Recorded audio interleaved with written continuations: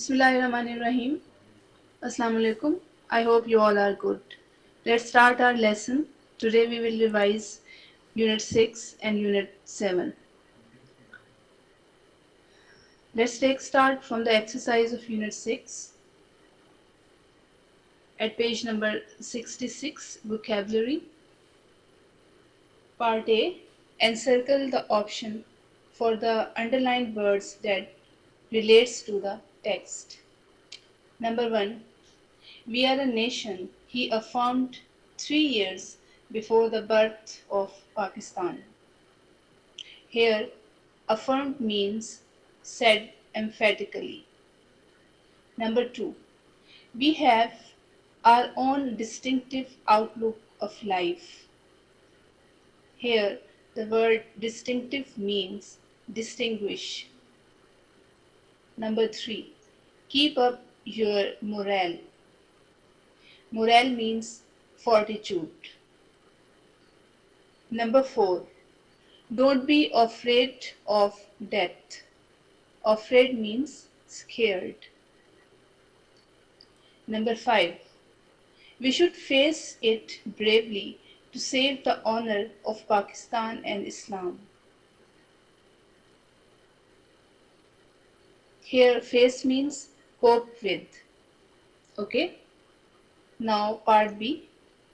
Consult a thesaurus and find the synonyms of the following words. Number 1, morale, its mean fortitude. Voyage means journey. Ambition means goal. Nomenclature means naming system. Identity, recognize. Distinctive, unique. Emergence, exposure. Struggle, fight. Numerous, many. Strong, powerful. Ideology, concept. Okay. Now part C. Write the antonym of the following words. Confidence, and the antonym is distrust. Honor, dishonor. Belief, disbelief. Separate, join. Unity, disunity. Political, non-political. Okay. Now part D. Use the following idioms in sentences. Bits and pieces, man in the street, raising spirit, pass through, fall a prey. Students, I am telling you the meaning of these words. You will make sentences yourself. Bits and pieces means choti choti cheezein. Man in the street means aam aadmi. Raising spirit means हौसला अफजाई करना. Pass through means गुजरना. Fall a prey means शिकार होना. Okay? Let's move on. Denotation. What is denotation? It is the literal or dictionary meaning of the words. For example, the word snake in a dictionary will have the denotative meaning scaly and legless. Okay? Now, connotation. Connotation refers to the idea that is suggested by or associated with a word. Okay? The connotation for the word snake could include evil or danger. Connotation can be positive or negative. For example, the word thin can have a positive connotation of smart and a negative connotation of skinny. Okay, is that clear? Now you will do part E yourself. Okay, now come to the grammar. Adverbs. A word that modifies the meanings of a verb, an adjective, or another adverb is called adverb. It usually comes in the following positions in the sentence. She is singing beautifully. Here, beautifully is adverb and it is adverb of manner. At a concert. Here, at a concert is adverb. It is adverb of place. Last Sunday. It is also an adverb and it is adverb of time. Okay, is it clear? Now infinitives. If to is placed before first form of verb, it is called infinitive.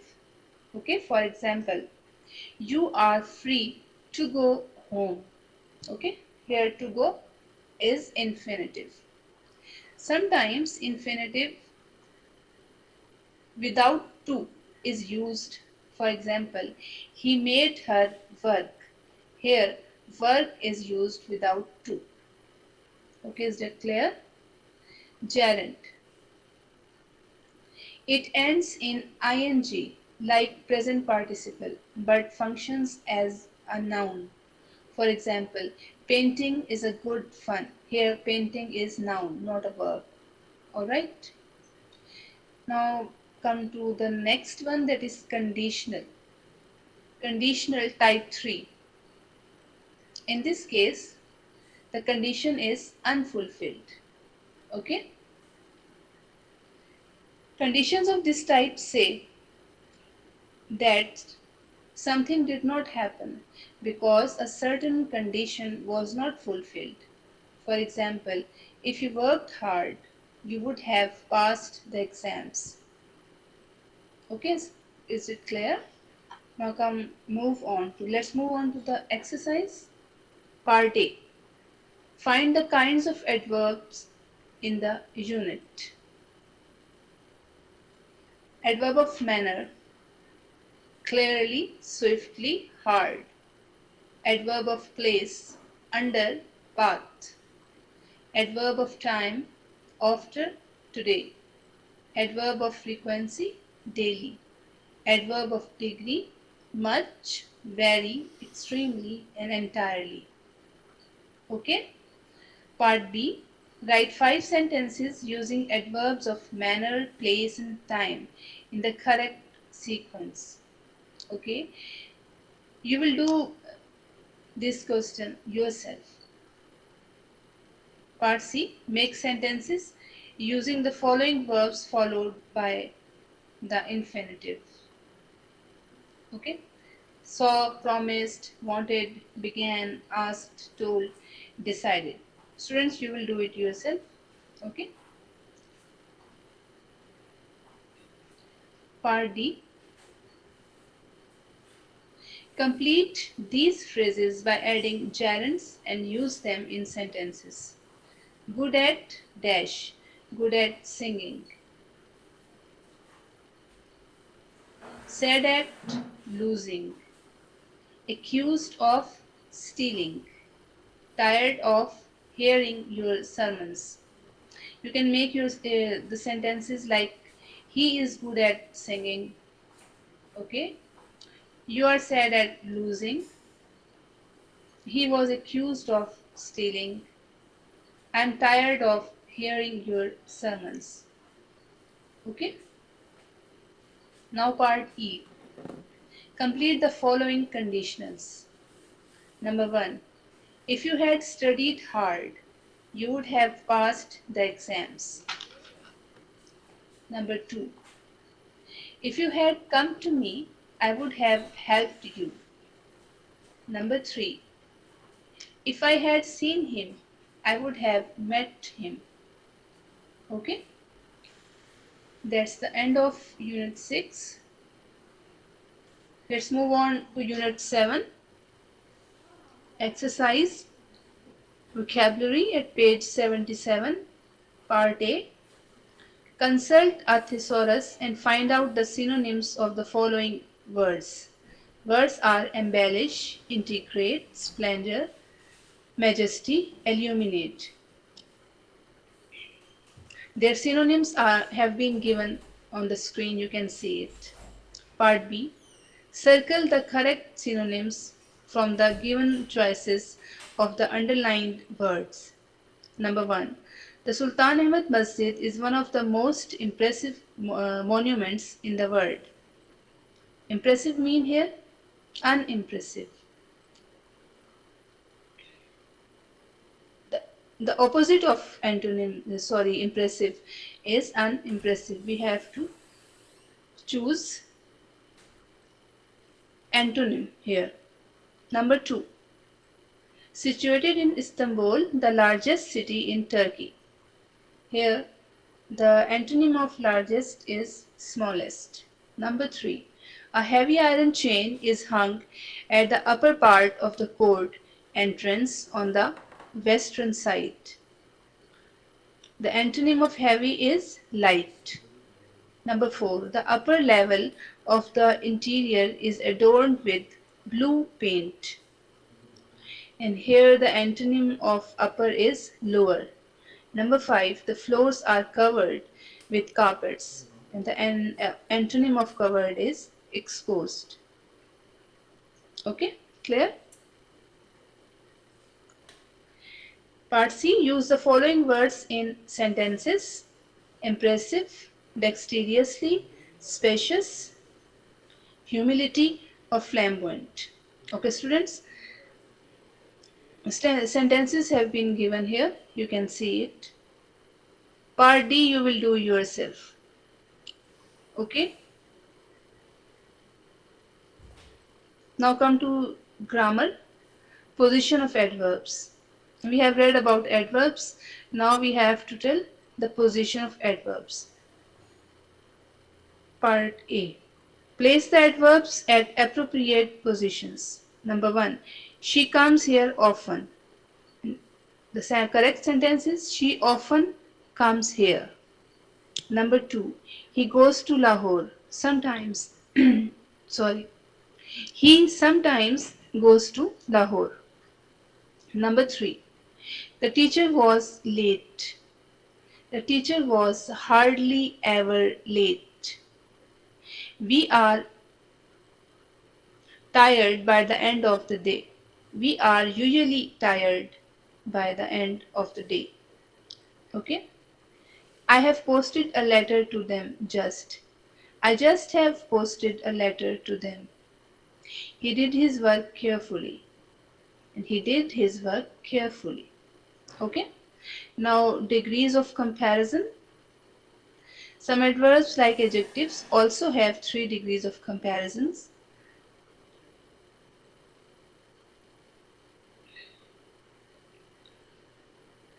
Like the masjid is so designed that even when it is most crowded, everyone in the masjid can listen to and look at the imam.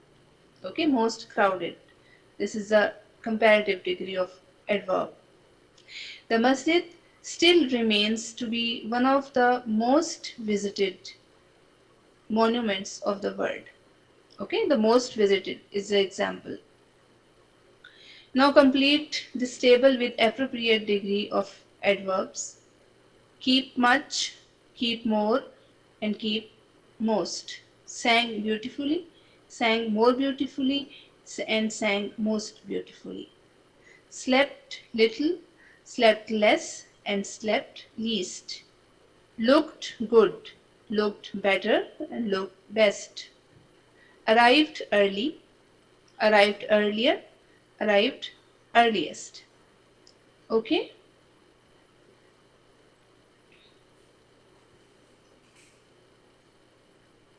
Now use the above degrees of comparison in sentences as given in examples. They came earlier this morning.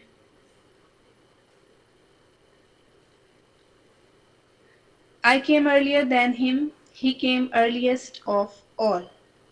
Okay, now come to present perfect continuous tense.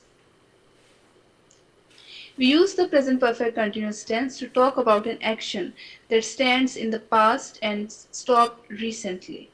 Okay, for example,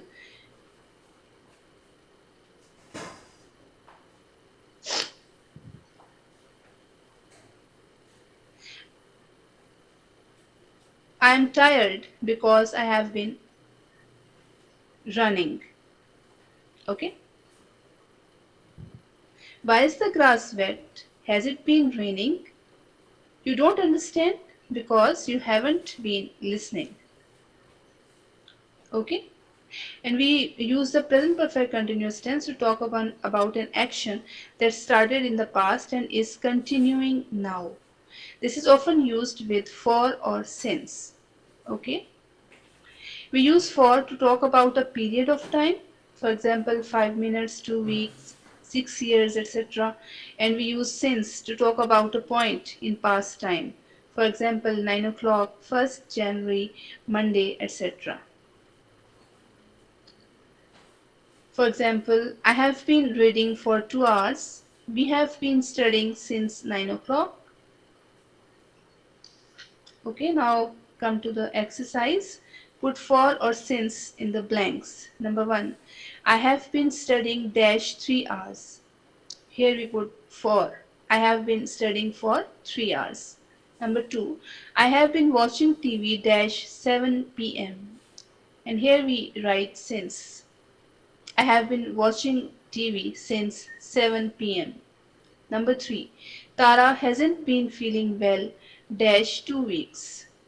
For 2 weeks. Tara hasn't been feeling well for 2 weeks. Number 4. Tara hasn't been visiting us dash March since March. Number 5. He has been playing football dash a long time for a long time. Number 6. He has been living in Bangkok dash he left the school since he left the school. Okay? Now part E, make 5 sentences using the present perfect continuous tense and convert them into negative and interrogative sentences. And students, you will do it yourself. Okay? That is the end of your lesson. I hope you have understood it. That's all for today. Thank you very much.